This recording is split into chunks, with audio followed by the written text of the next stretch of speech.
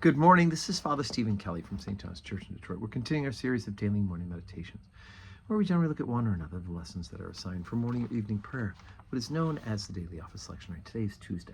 Let's take a look at the lesson that's assigned for morning prayer from the second book of Kings. We've been working our way through the various kings of Israel, and we are concentrating in this part about Elijah and now Elisha. Elisha has now picked up the mantle. He is now the great prophet in Israel. And so we pick up at chapter number 6, beginning at verse 15. And when the servant of the man of God was risen early and gone forth, behold, an host compassed the city, both with horses and chariots. And his servant said unto him, Alas, my master, how shall we do? And he answered, Fear not, for they that be with us are more than they that be with them. And Elisha prayed and said, Lord, I pray thee, open his eyes that he may see. And the Lord opened the eyes of the young man, and he saw. And behold, the mountain was full of horses and chariots of fire round about Elisha. And when they came down to him, Elisha prayed unto the Lord and said, Smite this people, I pray thee, with blindness. And he smote them with blindness according to the word of Elisha. And Elisha said unto them, This is not the way, neither is this the city. Follow me, and I will bring you to the man whom ye seek. But he led them to Samaria.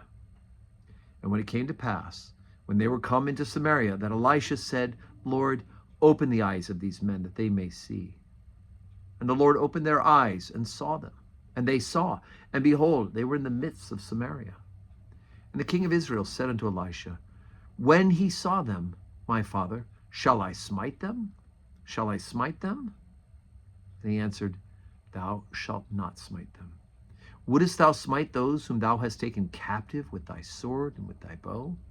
Set bread and water before them, that they may eat and drink, and go to their master. And he prepared great provision for them. And when they had eaten and drunk, he sent them away, and they went to their master. So the bands of Syria came no more into the land of Israel. Okay, so remember, Elisha also revealed the chariots, the army and the chariots of angels. Here, Elisha reveals to his servant that, in fact, even though these soldiers have come to attack, the fact is that they are protected by angels and multitudes of angels, right? So that they're not going to be able, if God is going to prevent it, and he's going to prevent it. But Elisha does something interesting. He asks God to blind them. He leads them into Samaria and leads them into the hand of the king of Israel as their captive, right? And then when he opened his eyes, the king of Israel, like, should I kill them? And he says, no, you've taken them captive. Congratulations. Feed them, send them back to Syria. And because of that, they are so astonished at what has happened. Both the fact that they were captured, that they were blinded, they could see again, and the fact that they were fed and then released prevented them in heart and mind from invading again.